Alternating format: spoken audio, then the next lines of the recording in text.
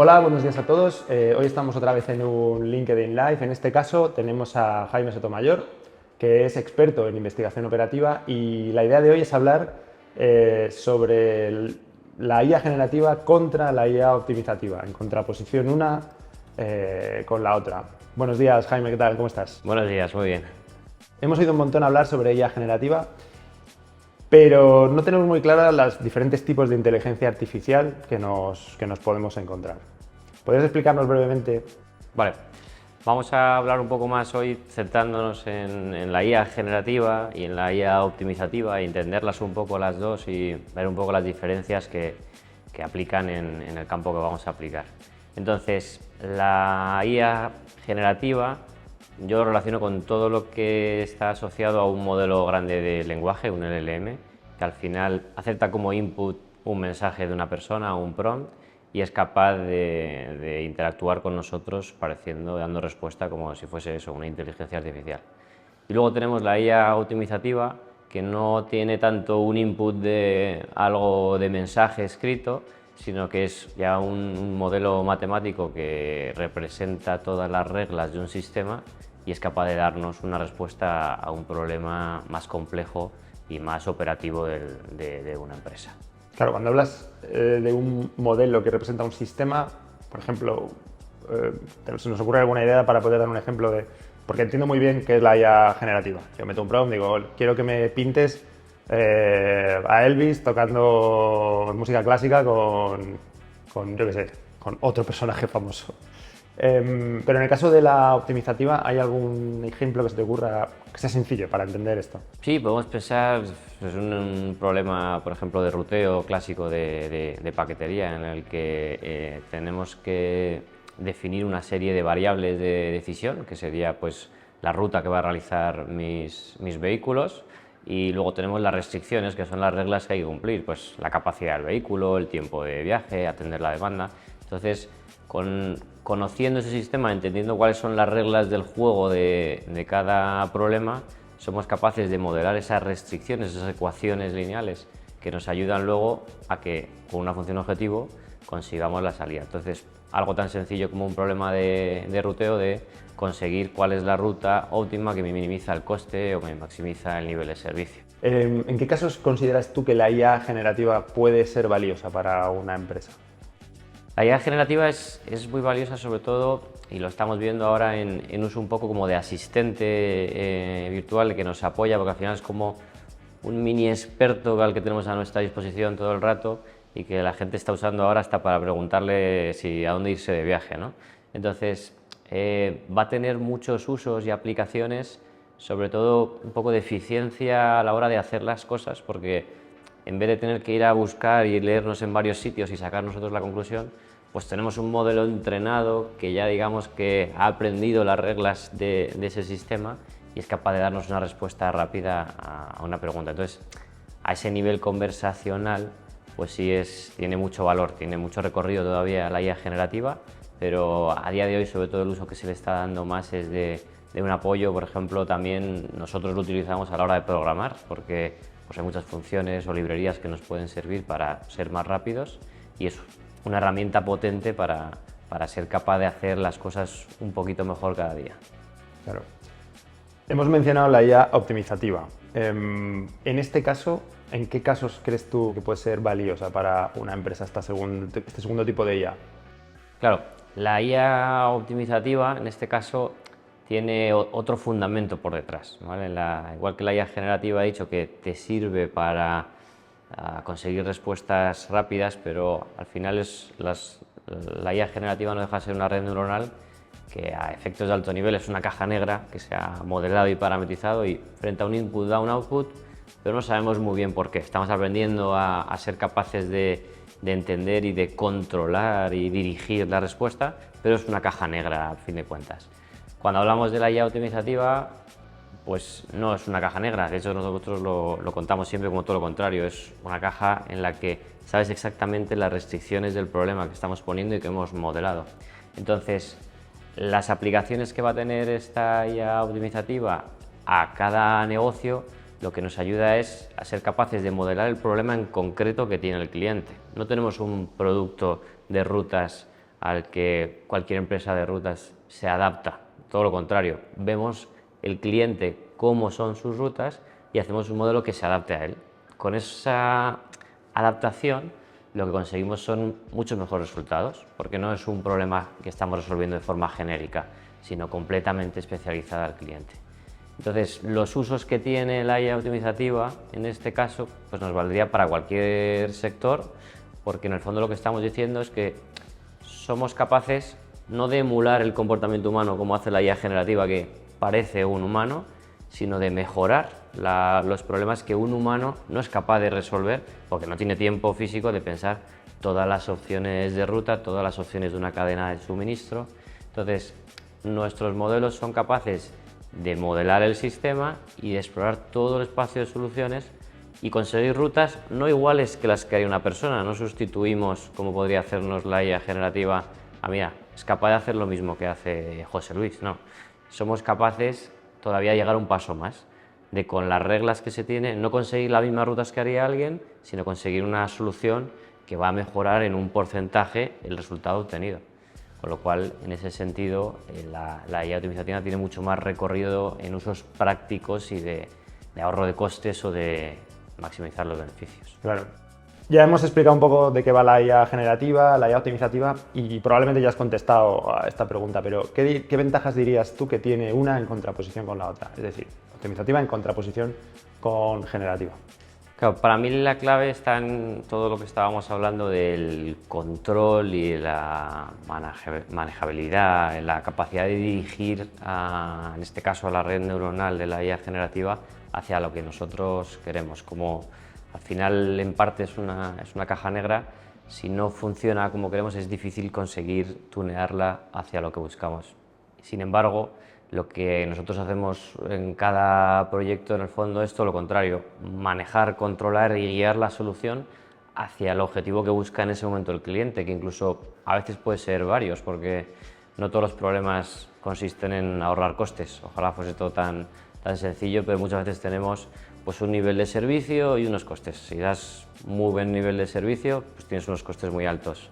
Si consigues bajar mucho tus costes, tu nivel de servicio no es bueno. Entonces, somos capaces de equilibrar y de conseguir dirigir la función objetivo de nuestro modelo a lo que realmente el cliente busca a medida. Siempre ponemos el ejemplo de cuando te compras un traje confeccionado y ya está, y bueno, te puede quedar bien, pero te puede estar un poco holgado, a cuando te haces un traje a medida de tu operativa, pues siempre vas a conseguir sacar un poco más de partido a lo que estás haciendo, que al final lo haces cada día. Claro.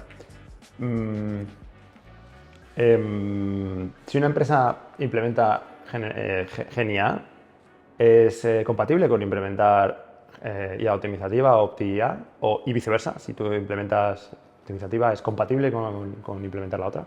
Sí, y además justo ahí está un poco el valor, que los distintos tipos de IA que existen a día de hoy y que seguirán apareciendo, no siempre, aunque lo hacemos como un IA generativa versus IA optimizativa, porque hay que elegir, al final lo mejor siempre está en coger lo mejor de cada parte. La IA generativa nos va a ayudar, y de hecho a nosotros nos ayuda a tener un contenido más rápido, a ser capaz de hacer nuestro trabajo de manera más eficaz. Y la IA optimizativa tiene otro objetivo, con lo cual no es incompatible. Incluso estamos viendo maneras de conseguir que los resultados de la IA optimizativa los pueda interpretar y analizar más fácil una IA generativa, para sacar a lo mejor informes en texto más fácil de entender que directamente lo que puede salirnos de un modelo matemático. Entonces, son completamente compatibles, cada uno tiene su campo. Habrá cosas en las que a lo mejor entren en conflicto, pero si se analiza cada parte como tiene que hacerse, lo mejor sería sacar el potencial de cada uno donde realmente funciona. Claro, y esto me lleva a la siguiente pregunta. En términos generales, porque generalizamos, ¿en qué tipo de áreas o facetas empresariales la IA generativa tiene un impacto mayor a día de hoy? Pues sobre todo yo creo que es en generación de contenido o de pasos más metódicos, donde no hace falta, vamos a decir, tanta materia gris. O sea, que un proceso que alguien sea capaz de aprender y acabar haciéndolo, pues la IA generativa va a ser más rápido que llegue a eso. Entonces, siempre nos va a ayudar a tener como un asistente, como digo yo, personal que me ayude en cualquier tema. Alguien que sabe de todo y al que le puedo preguntar, no para tomar la decisión final, pero sí para estar informado en todo eso. Entonces, la generación de contenido como base para luego tocarlo, o la generación de imágenes, hemos visto el potencial que tiene, la creatividad para los vídeos, toda esa parte de generación como base con la que luego ya tú puedes seguir modelando y teniendo un producto final mejor, es yo creo donde más tiene. Sí que ahora estamos viendo que el siguiente paso puede ser cuando esa IA generativa tenga una conexión más viva a Internet, en el sentido, por ejemplo, de lo que se consideran los agentes, de ser capaces a lo mejor de, oye, esta tarde no tengo que hacer y ya conoce tus gustos y te saca una entrada de una película, ¿no? Pues todo eso todavía no ha llegado, pero sí que pueda tener un potencial casi más a nivel personal o de uso individual que de alineado a una empresa a tomar una decisión. Pero sí que va en ese sentido de potencial de, como digo todo el rato, mejora de lo que estás haciendo en un poquito menos de tiempo porque te ayuda a hacer ese trabajo. Claro. Claro, la siguiente pregunta es obligada. Si ya hemos hablado de la generativa, ¿qué pasa con la optimizativa, ¿no? ¿En qué sectores o en qué áreas de una empresa crees tú que tiene mayor impacto? Claro, al final esta es un poco la respuesta que más tenemos con nuestros clientes, que es en qué podemos utilizar la optimización en nuestro negocio, en nuestro sector, pensando al final un poco de la costumbre del producto, ¿no? De, oye, ¿qué es lo que tú vendes? ¿Qué producto tienes? Y siempre decimos lo mismo, nosotros no tenemos un producto, no somos expertos en consultoría de rutas o expertos en consultoría de la cadena de suministro, porque nos llevaría mucho tiempo llegar a ese punto. Nosotros lo que somos expertos es en coger un problema y saber modelarlo matemáticamente para que después ese modelo matemático con un solver nos dé una solución. Entonces, yo por ejemplo he trabajado en proyectos de rutas, que por eso hablo un poquito más con los ejemplos, pero también he trabajado en proyectos de gestión de stocks para decidir a qué nivel tiene que estar un producto, un almacén de botellas de alcohol. He trabajado en rutas de barcos, que no tienen nada que ver con el ruteo de vehículos. He trabajado en cadena de suministro de petróleo a nivel nacional. Entonces son todo proyectos muy distintos, incluso el calendario de una universidad, que ahí dices dónde está el ahorro de costes, la función de objetivo es un poco distinta, ¿no? Entonces la clave aquí no es tanto en qué sector la optimización aplica, ¿no? Es qué problema tienes que es complejo de resolver, que crees que tiene margen de mejora, porque lo que es la resolución humana paso a paso llega hasta donde llega y que tenga un coste, un impacto grande. Obviamente, pues hacer un modelo de gestión de stocks a una panadería pues le va a funcionar bien, pero a lo mejor no le compensa o no va a sacar ese ROI en unos cuantos años. Pero cuando hablamos de unas rutas de paquetería a nivel de España, que estamos moviendo 400.000 paquetes al día, pues hay una mejora del 5% o de un 10%, pues estamos hablando de impactos muy, muy importantes. ¿Qué consideraciones clave crees que se deben tener en cuenta a la hora de implementar este tipo de inteligencia artificial en una empresa? Nosotros intentamos seguir siempre el mismo método con ciertas variantes, pero bueno, podríamos resumirlo básicamente primero en identificar claramente cuál es el problema, cuál es el pain del cliente, cuál es la cosa que de verdad le está molestando y cree que puede tener un beneficio. Después intentar saber los requisitos para tomar esa decisión, ¿no? Si está claramente definidas las reglas de juego y si esas reglas de juego creemos que vamos a ser capaces de modelarlas, que no siempre va a ser posible. Una vez ya hemos identificado el problema y lo hemos diseñado o definido, vendría la parte de desarrollo y de implementación, que es la que se lleva el core de nuestro proyecto, de ser capaces de modelar y de definir cuáles son los datos de entrada que quiere el cliente y cuáles son los datos de salida, en qué formato los va a querer. Y luego seguimos con la parte que es imprescindible, que es el despliegue, el tener esa aplicación operativa y que no es, digamos, el centro de nuestro negocio de operación, de optimización, pero que sin esa parte el usuario no tendría una aplicación para usar, con lo cual Por eso también tenemos expertos en toda la parte de arquitectura y de despliegue. Y luego siempre tenemos la última fase ya de monitorización y de mejora continua, en la que, aunque ya tienes la herramienta hecha, justo cuando ya el cliente aprende a utilizar las cosas de otra manera y tiene más tiempo, en lugar de pensar en el problema, en revisar la solución, es cuando se le empiezan a ocurrir mejoras y cambios y escenarios what if y escenarios de, vale, ahora ya sé resolver mi problema que antes tardaba días en minutos, con lo cual ahora tengo más tiempo para plantear, vale, ¿podría hacer este cambio? Y nos proponen cómo modelar esos cambios para ser capaces de hacer un modelo que nos ayude a esa decisión, por ejemplo, de apertura de un nuevo almacén en una red de suministro o de compra de un nuevo barco para mi red entera de entregas. Entonces, esas decisiones que normalmente tomas solo pues, cuando tienes tiempo, ahora ya devolvemos ese tiempo y somos capaces de entregar al decisor, que es el experto en el fondo, que nos ha transmitido toda esa información. Luego está la parte más importante también que creemos nosotros, que es no depender de un experto. Ahora mismo muchas empresas funcionan gracias a ese experto. Ponemos el ejemplo de que si le toca la lotería, pues pueden tener un problema. Y entonces el ser capaces de que ese conocimiento se destile en una aplicación que ya pueda usar, no cualquiera, pero sí alguien que no tenga toda esa base, pues sí que es algo pues, que tiene mucho impacto y interesa mucho a casi todos los sectores. Una vez que ya sabemos más o menos qué cosas clave tenemos que tener en cuenta a la hora de crear una solución de este tipo o qué aspectos clave hace falta no perder de vista, una pregunta que además tiene relación directamente con nosotros es ¿qué papel juega un partner tecnológico directamente en todo este juego? Claro, aquí el partner tecnológico lo que nos brinda, como decía antes, no es tanto la consultoría del negocio de cómo mejorar algo que no hemos hecho nunca, sino la experiencia de qué cosas hay que revisar y qué cosas hay que atender para ser capaces de convertir ese conocimiento en una aplicación.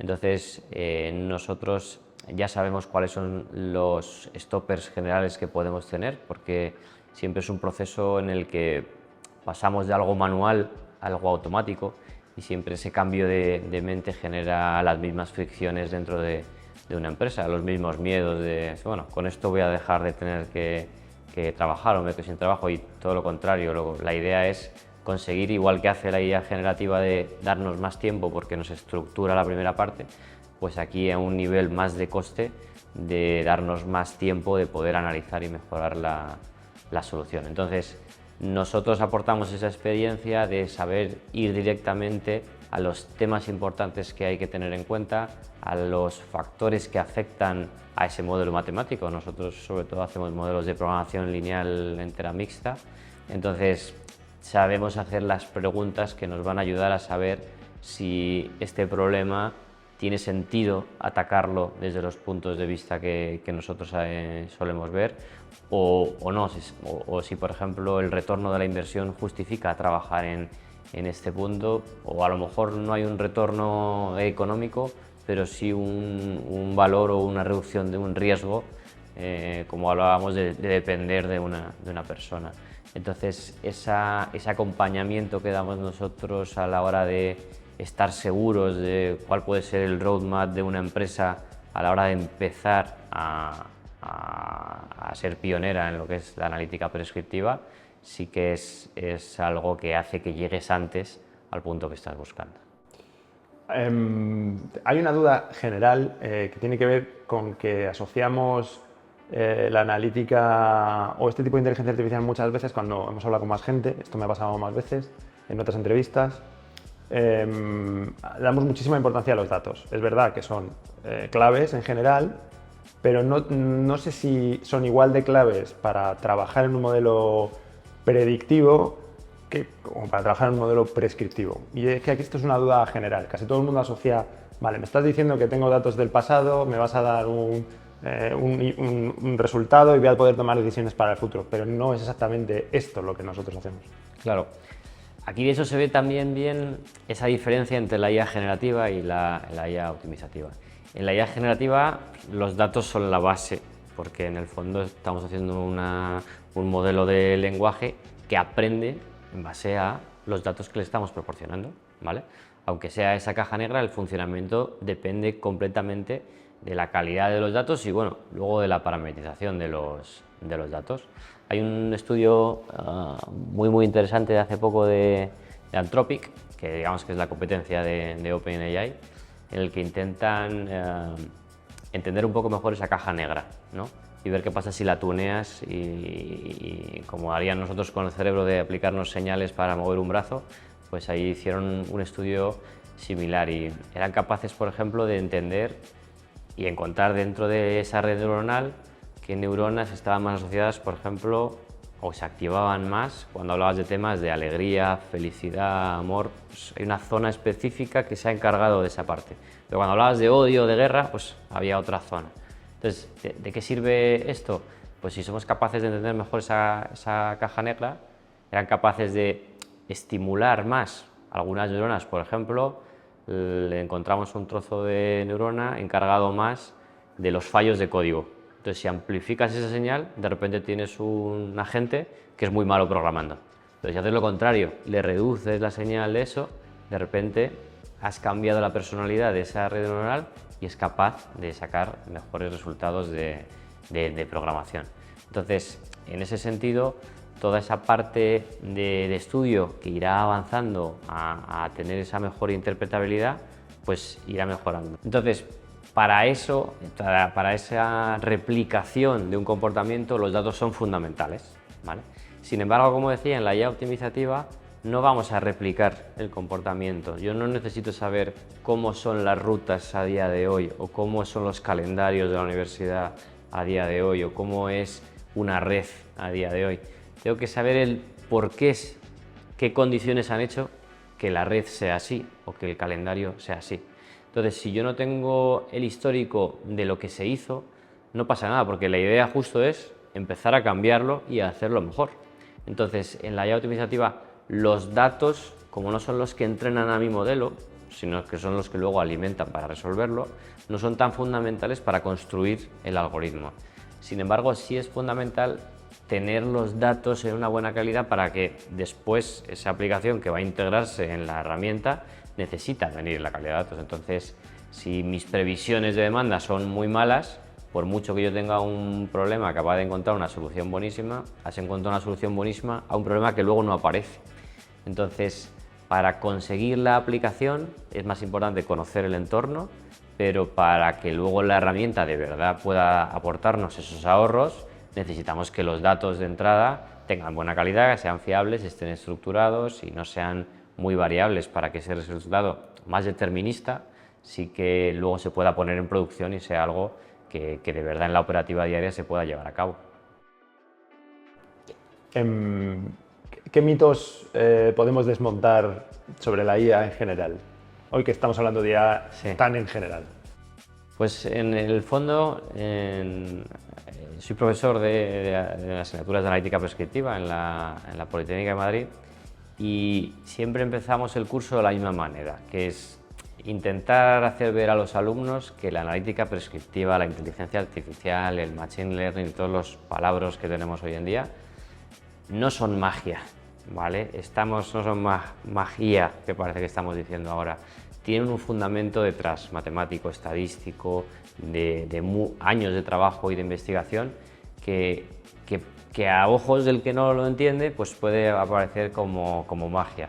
Pero la importancia de la IA no es el que no sepamos cómo se está haciendo y entonces aprende y es capaz de saber las soluciones. No, todo tiene un fundamento detrás, no hay nada que estemos inventando. Entonces, hay mucha gente que quiere aplicar inteligencia artificial en su negocio y no quiere saber cómo se está haciendo. Y cuando le explicas la metodología, dice, no, pero yo no quiero eso.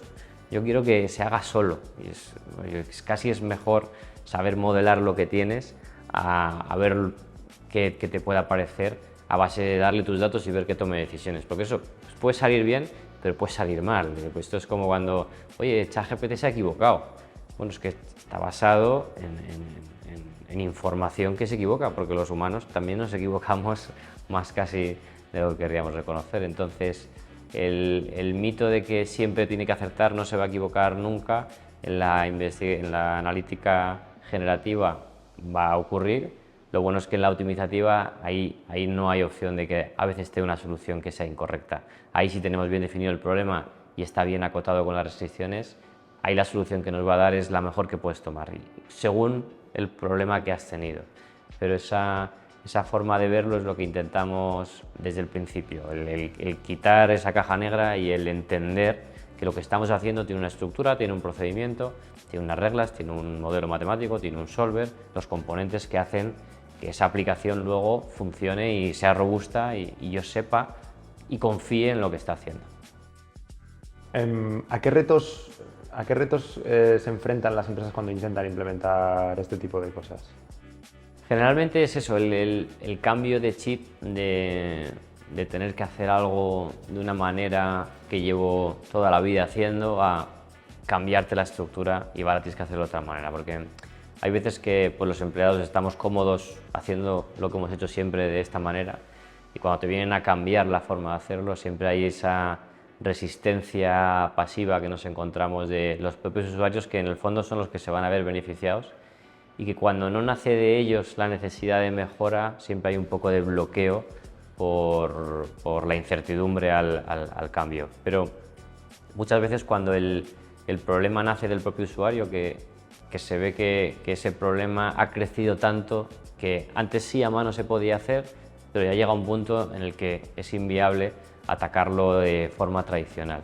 Entonces, cuando conseguimos que del propio usuario y el cliente nazca la necesidad, es mucho más fácil aplicar y llegar al cambio. Al final, trabajar siempre en resolver un problema es más fácil que trabajar en mejora continua o en innovación, porque se ve con valor pero con menos importancia. Al final resolvemos las cosas que nos molestan. Hay cosas que podríamos mejorar, pero si no me están molestando las dejo como están. Entonces, generalmente hay una resistencia a ese cambio. Luego hay una parte que afortunadamente ya cada vez va menos, que es ese almacenamiento de datos y de información, que ayuda a que luego todo funcione bien y nos ayuda a nosotros a entender mejor el problema. Es más fácil asomarse a unos datos que tener que entrevistar al experto durante horas para destilar toda esa información. Entonces, las ganas de tener que tener un problema y mejorarlo y la tecnología, la arquitectura que hace falta detrás para llegar al problema, para mí son las dos patas que más fricción tienen siempre a la hora de abordar un problema de optimización. Llega el momento de hablar de cosas más tangibles. En tu experiencia, ¿qué resultados tangibles podría esperar una empresa que implementa IA de optimización o IA optimizativa? Pues aquí, bueno, como siempre depende, ¿no? Pero en términos generales, sobre todo los proyectos que llevo haciendo yo ya 7 años, podemos encontrar, cuando hablamos de problemas sobre todo de reducción de costes o de maximizar beneficios, que es algo como más tangible, más fácil de aplicar, siempre estamos encontrando mejoras que van desde el 5% de resultados hasta incluso en algunos problemas podemos llegar hasta el 20%. ¿De qué depende ese cambio tan grande de costes o de ahorro? En el fondo, sobre todo, de la solución de la que partes, ¿vale? Una empresa que ya está utilizando algún tipo de herramienta de ERP o de TMS para hacer su proyecto y apuesta por hacerlo a medida, pues me está pasando de lo que decía yo, un traje que lo has comprado, confeccionado a alguna medida. Es capaz de mejorar, pero el margen de mejora es más pequeño. Pero cuando lo que tenemos son clientes donde la solución se sigue haciendo completamente manual, ya no digo en papel y boli, pero sí que hay un responsable que es el que toma esa decisión, ahí es donde de verdad podemos tener márgenes de mejora sin ningún problema de incluso ese 20% que en los sectores en los que trabajamos y en las compañías con las que trabajamos, que pueden tener facturaciones de millones de euros, pues ese 20% hace que el retorno de la inversión se haga tan rápido que sea más interesante apostar por este tipo de soluciones. No siempre hablamos de ahorros de costes directos, como decía, a veces hay empresas que lo que buscan es la calidad de la solución. Tenemos el proyecto que contaba yo de hacer los horarios de los alumnos de una universidad. No hay un coste asociado o un ahorro de tal, pero ahí la función objetivo lo que pretende es mejorar por ejemplo, los tiempos muertos de los alumnos entre una clase y otra, que a veces no es posible que el alumno tenga que esperar, pues conseguimos reducir o mejorar la calidad en algún aspecto. No se puede medir al mismo sentido que el ROI, que vamos al porcentaje económico, pero siempre tenemos soluciones que satisfacen las necesidades que tiene el cliente y que superan las expectativas incluso que tenían en el inicio del proyecto. Si tuvieras que darle un consejo a estos perfiles que toman decisiones, que están empezando a pensar en, oye, esto me empieza a sonar bien, quiero implementarlo en mi empresa, ¿qué consejo le darías? Pues en el fondo siempre intentar acudir a los expertos en estas áreas que nos van a facilitar el entender cuál es nuestro core de aplicación en su negocio. Tenemos lo que nosotros hemos montado algunas veces de coaching, de intentar entender, oye, pues en tu negocio, qué distintos temas estás tocando, dónde puede haber un mayor impacto de retorno. No siempre hay que fijarse en el retorno, pero sí en lo que hemos estado comentando durante todo el rato. Oye, en qué sitios las decisiones las toma alguien a mano y tengo una vulnerabilidad o una dependencia a que mi negocio esté en la cabeza de alguien en lugar de poder tenerlo en una aplicación. O en qué sitios mis costes o mis gastos, mi beneficio es tan grande en algún punto donde ese porcentaje va a ser muy interesante. Muchas veces tenemos clientes que dicen, no, si yo creo que lo estoy haciendo muy bien, pero claro, una mejora un 1% pues son miles de euros, con lo cual aquí cada gramo cuenta. Entonces, en ese sentido intentamos también identificar dónde tienen que aplicar primero la palanca para poco a poco ir rodando y tener al final una operativa basada en inteligencia artificial, que es lo que estamos viendo ahora día a día. Pues muchas gracias, Jaime, por acompañarnos hoy en este live. Y vosotros no dudéis en decirnos lo que os interesa o qué temas de los que queráis que hablemos, y os esperamos en el próximo live.